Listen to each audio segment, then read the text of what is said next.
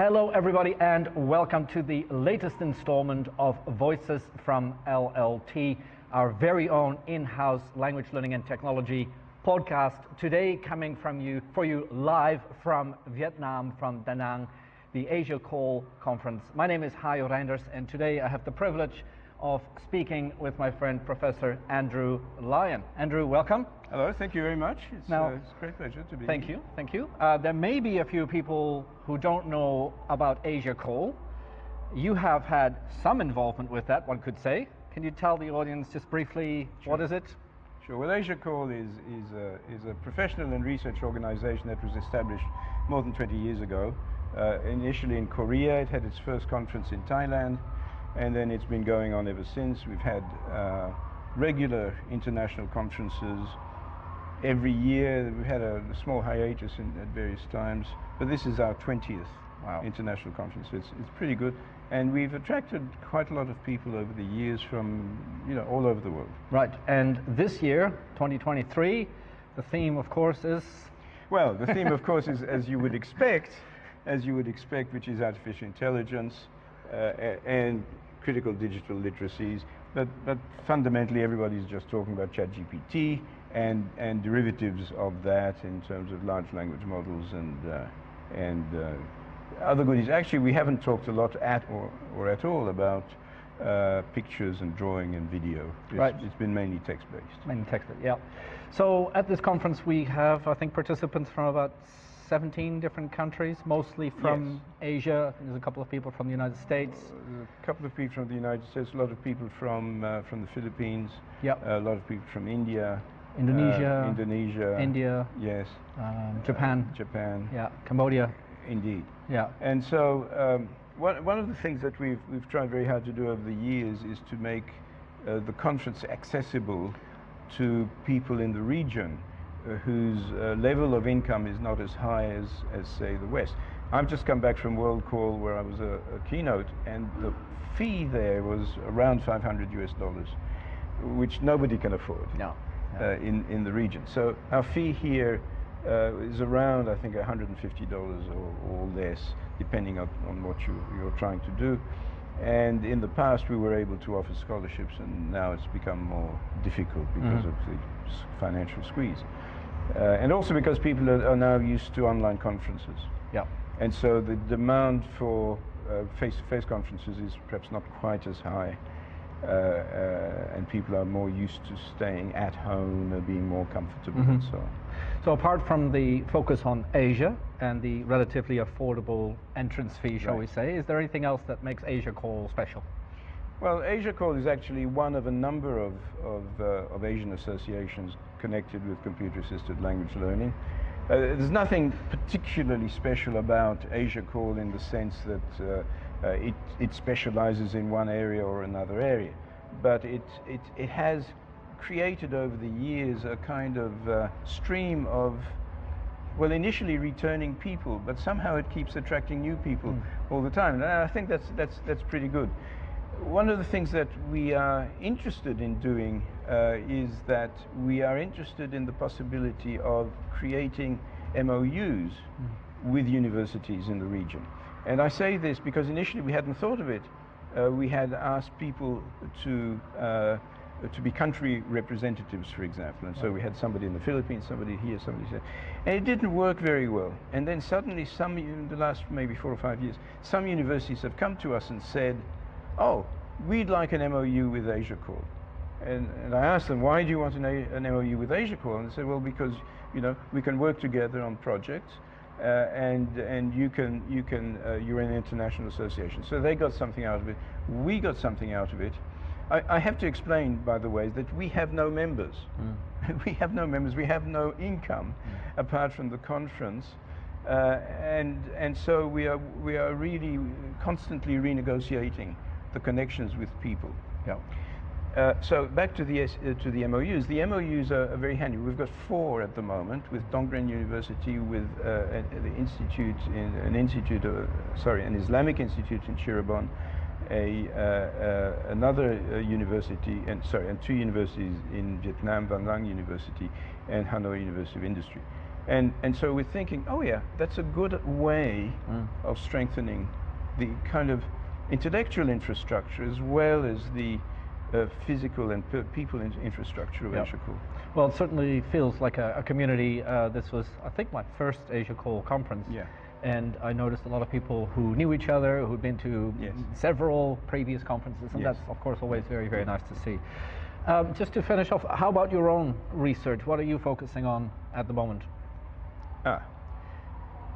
I work in a couple of in two different areas. Actually, it's not very different from you, in a sense that I think all of us who work in computer-assisted language learning are automatically involved in autonomy. True. I mean, I started all of this back in 1979, 1980, when I wrote my first computer program in BASIC on a KL10 DEC computer, which was a huge multi-user machine sitting somewhere, and it was actually putting output on paper. Little cards, right? No, not cards, but just we'd gone past the cards. Right, okay. It was just on paper. Right. It was a paper terminal, and then moved on to CRT terminals. So, and the idea behind it at the time was, how can I do something to do two things? One was to personalize the learning experience of students, and the second one was to relieve the classroom environment from routine stuff that didn't need to be in the class. Right. And so that's how it kind of started, and I've been very interested in areas like listening comprehension for a while. I've been very interested in areas of feedback, the kind of feedback that you can do with students. I'm currently working, going back in time, with answer markup systems so that students can enter their answers to questions or to transcriptions, and then get very precise feedback as to what's going on here, what's going on there. And it doesn't rely on AI, it actually relies on proximity measures or on a little database of errors collected from an error analysis. Right. So that was one side. I'm very interested on the autonomy side, I'm very interested in development of rhizomatic systems. And as part of the rhizomatic systems, I'm also very interested in finding ways of personalizing the research, personalizing the feedback, and the access to resources to help people as they have moment-to-moment problems in their learning.